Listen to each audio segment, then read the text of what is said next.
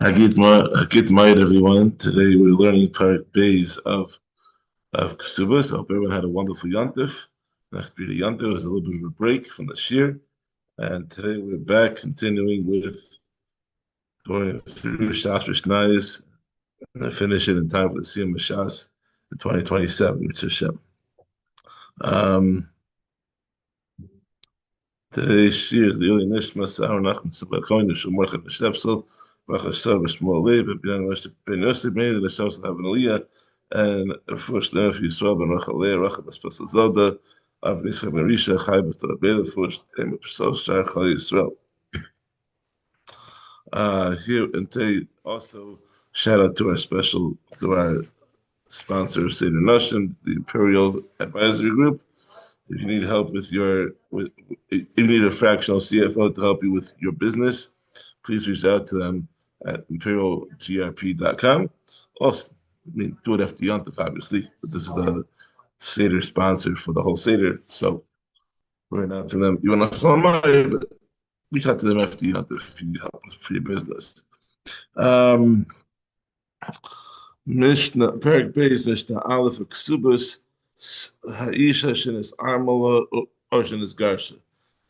Regarding the halacha that when a woman was widowed or divorced, he omeres besula nisasani. It says in the case of divorce that she was besula when you marry me.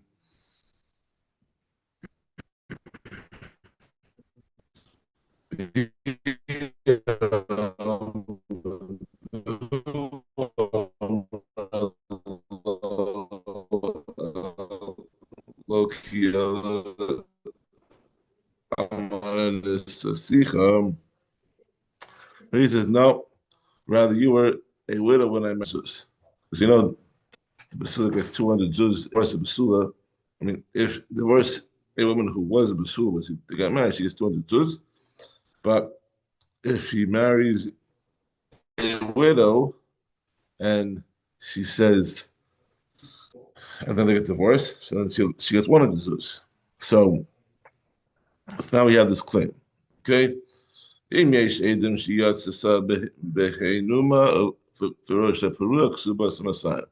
there are witnesses who testify that on the day of her wedding, she went out from her father's house to the groom's house with a veil over her eyes or with her hair untied, her ksuba is 200 zuz. Those manhagim were specific to a basula, so they proved that she was a virgin at that time. Yochanan Baruch says, "Af chiluk kloyos raya." Giving out roasted grain to the children is also proved that she was a basula. This was done only when the basula got married.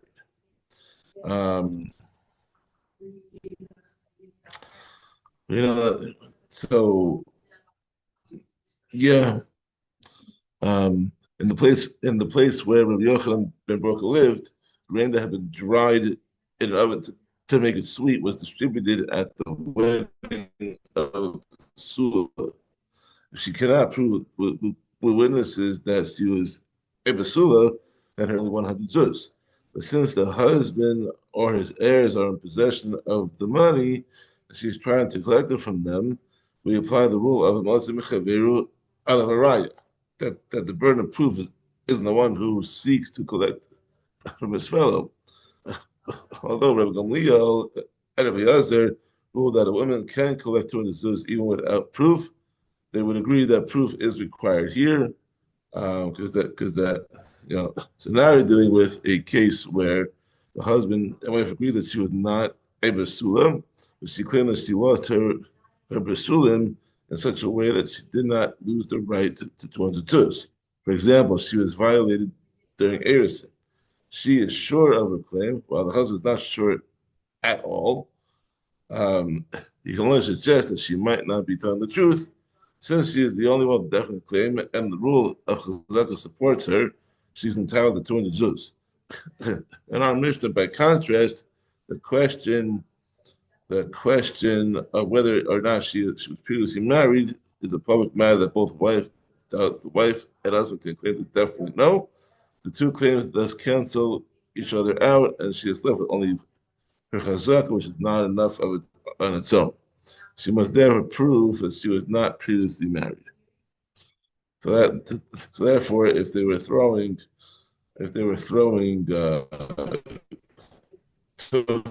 grain at her wedding, that comes to back up the proof. Okay, now we're going to talk about Migo.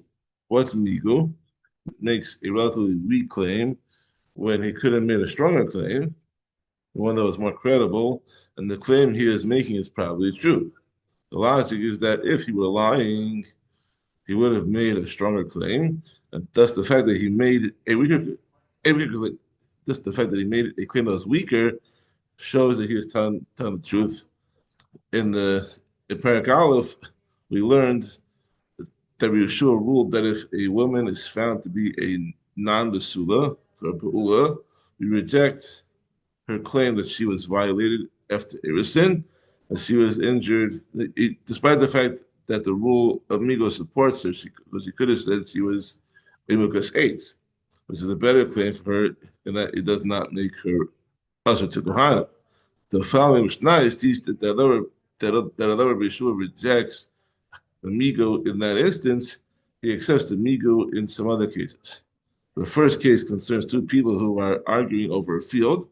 One of them is currently using the field, and the other one claims that he is the rightful owner, having inherited everyone's father. So to sum it up, Migo means that I could have made a stronger claim when I made a weaker claim, and therefore, by saying the weaker claim, that it must be true.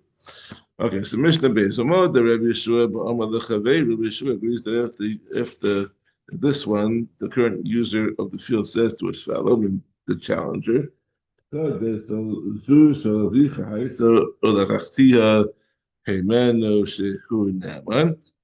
field is indeed your father's, but I bought it from him. He is believed. Because the mouth that prohibited the field is the same as the mouth that permitted it. By admitting that the field was owned by the challenger's father, he answered the field to himself because on the basis of these words alone, the field belongs to his challenger. However, he then added that he bought it from the father, which permits the field to himself, because according to this claim, it is he who owns it. Since he could have avoided the Isser to believe him when he applies the Isser and then removes it.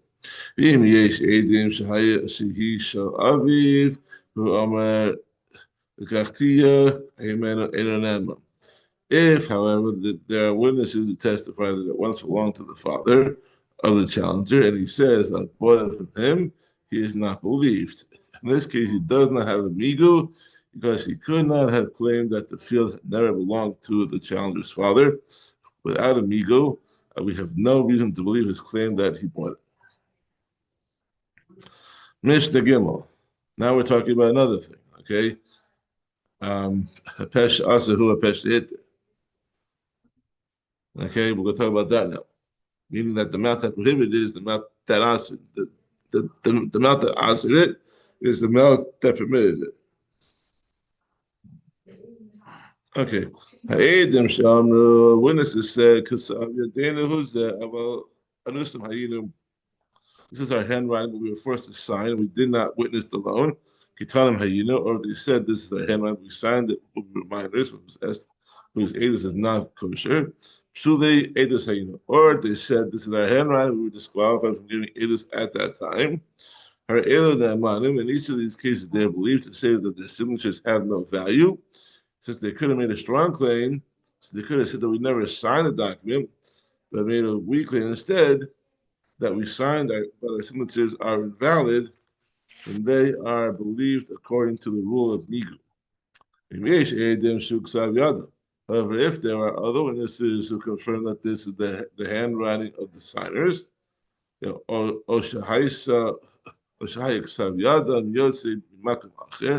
or if their handwriting was confirmed from some other source, then they are not believed to say that the signatures are invalid, since in this case, they could not have made the strong claim that we never signed it.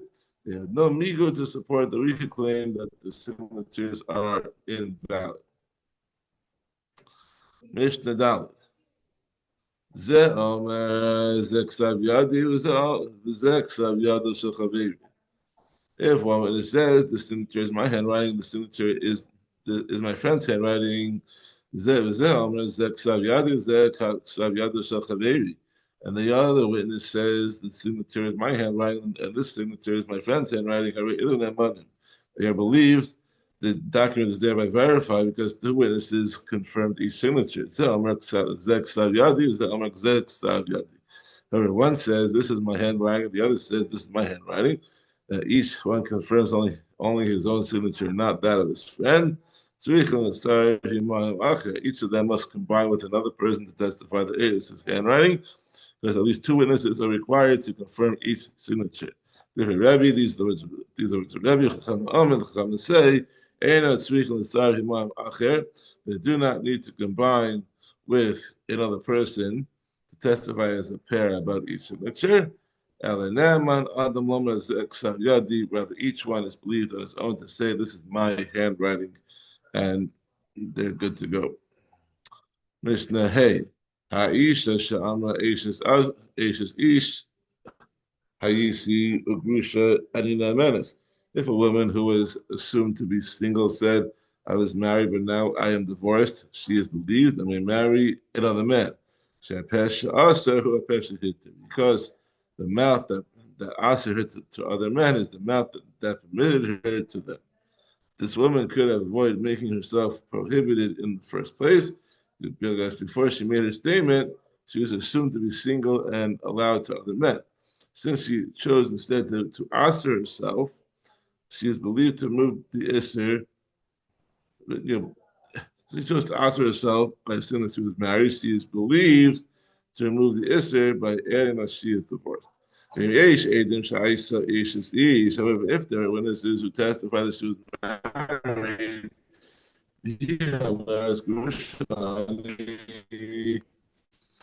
she says that divorce is not believed, since in this case she could not have avoided the Isser. We have no reason to believe her when she tries to remove it. The woman said, I was captured, but I am pure. She was not violated. She is believed that she may marry a couple. To the Kohanim is the same mouth that mounted her to the Kohanim. Here too, the woman could have avoided the Isser in the first place, because before she made her statement, it was not known that she was captured. Since she chose instead to answer herself, she is believed to remove the Isser. And if the witnesses who testified that she was captured, and she says, I'm pure, she's not believed, because in that case, she could not have said that she was never captured. This is, but if after she had been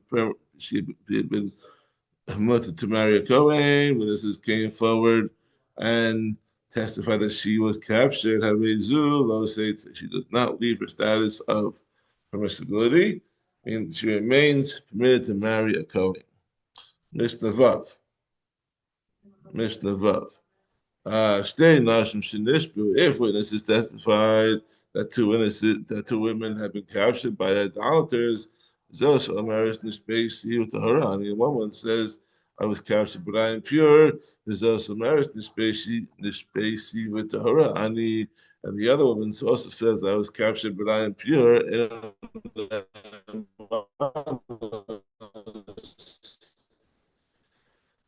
They are not believed to permit themselves to marry a Kohen. However, if they testify about each other, they are believed they are allowed to marry Kohanim. In order to permit a captured woman to a Kohen, the Chachamim decree that the edus of just one woman suffices. Mishnah Zayin. And the same is true regarding two men who are unknown to us. Is that Omer Kohen Ani? One says I'm a Kohen. Is that Omer Kohen Ani? And the other says I'm a Kohen. They don't have money and they are not believed because the man cannot testify by himself that he's a Kohen. Eden says, however, if they testify about each other, that is each one testifies that his friend is a Kohen. They are believed because the edus of a single witness suffices to establish that someone is a Kohen. Mishnah Ches. Rabbi Yehuda says, "In Malin the Kahuna al pi edecha." You do not raise a man to the Kahuna based on the edus of just one witness. Rather, we need two edim. Rabbi Elazar says, when a two witnesses required, but Malcolm Sheyesh Orin, when people are challenging someone's Kohen status, meaning the two witnesses testified that who was assumed to be a Kohen is in fact not a Kohen. In that case, two witnesses are required to counter the testimony of the challengers and return to the status he enjoyed before it was challenged. We raise a man to the kahuna even upon the testimony of just one witness. Meaning that if a man's status is unknown, one witness is enough to identify him. Rabbi Shimon ben Haskan, Rabbi Shimon ben Gamliel says in the name of Rabbi Shimon, the son of the deputy to the Kohen Gadol. So not the Kohen Gadol, not the Skan Kohen Gadol, but the son of the Skan Kohen Gadol. You raise a man to the kahuna upon the edus of one witness, even if two witnesses challenge his kohanic status. Meaning that the edus of a single witness can combine with the edus of another single witness to counter the edus of two challengers, even though the two single witnesses testified at separate sessions of the court, their edus can be combined, making it as though they testified together. Okay, Mishnah test. We have test and we have yud. Okay. Ha'isha shenechbesha b'yadei goyim. The woman who was imprisoned by idolaters, ayidei mamon, who tells about it. If they had imprisoned her because she owes them money, she is mutter to the husband, even if he is a Kohen, because it is assumed that the jailers did not violate her because they'd be afraid of losing their money. However, if they had imprisoned her because she was sentenced to execution, she is also to her husband, even if he's not a Kohen, because in that case, she might have agreed to be with the jailers in the hope that persuading them to spare her life. If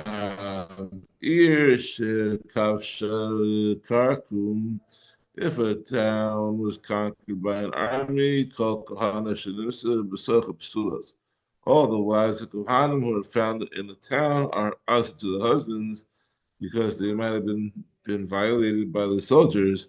However, if they have one or more witnesses who testify that they were not violated, I feel shikha, even if the witness was a avid or a shikha kananis, an avid kanan or shikha kananis, however, the Kohanim, much slaves are disqualified, but in extreme situations, they're going to believe the edus of the slaves.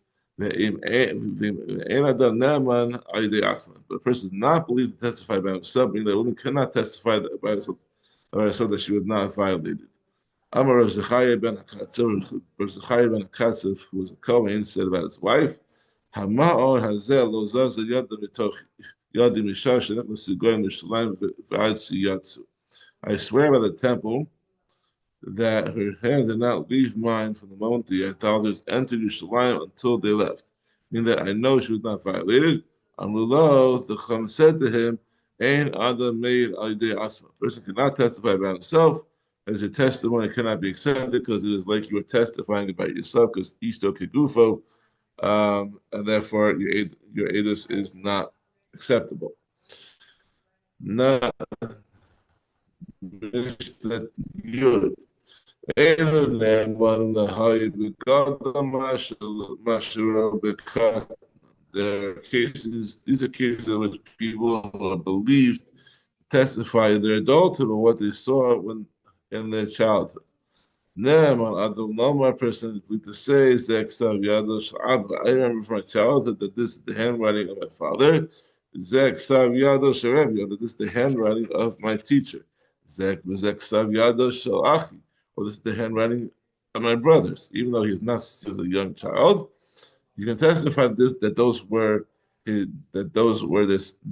handwriting and their signatures, because all those verifying signatures is only a din derbanan, and they had the authority to rule that such edus is adequate. Or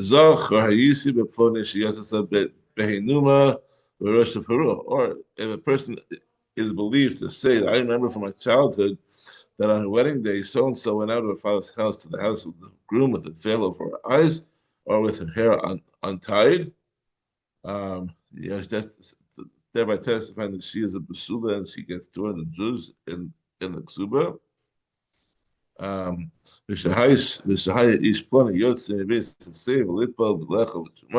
The person is believed to say, I remember from my childhood that so and so, who studied with us in school, will leave the schoolhouse and immerse himself in a mikveh to purify himself to eat truma. Or he would share truma with us at the granary. His edus suffices to let the person eat truma duraban.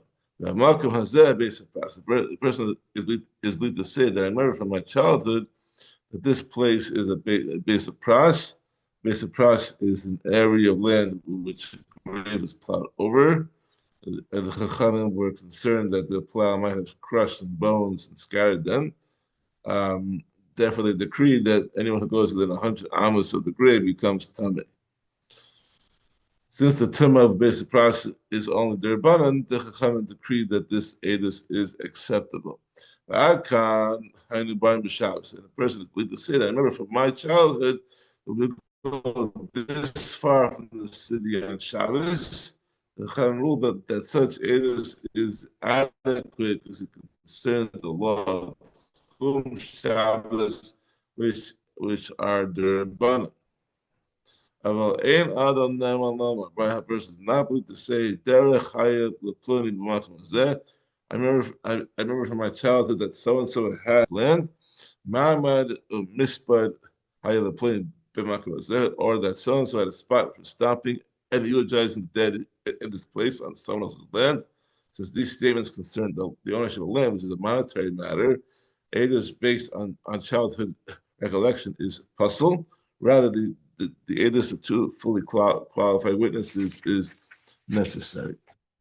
Thank you for joining us. We will see you tomorrow on Monday for Perek Gimel of Kesuvos. Have a wonderful day and a good night.